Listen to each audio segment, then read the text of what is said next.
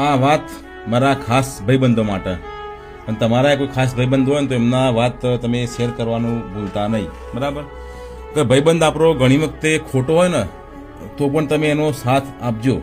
કેમ કે ઘણી વખતે બની કે આપણો ભાઈબંધ કોઈક વાર કોઈ ભૂલ કરીએ નાખે, અને એક ભૂલ માટે તમે તમારા ભાઈબંધનો સાથ ક્યારેય છોડતા નહીં.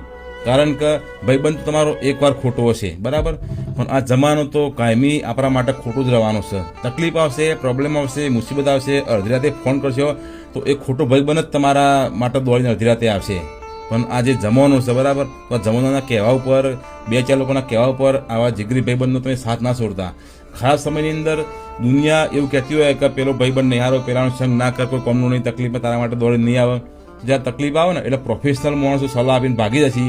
પણ આવું દુનિયાની નજર નકો માણસ, નમાલો માણસ, લોફર માણસ, રખડતો માણસ કહેવાય ને, અભણ માણસ, એ જ તમારા માટે વગર વિચારી દોડીને આવીને ઉભો રહેશે, બરાબર? તો આવા ભાઈબંધો ઘણી વખતે સાચવવા.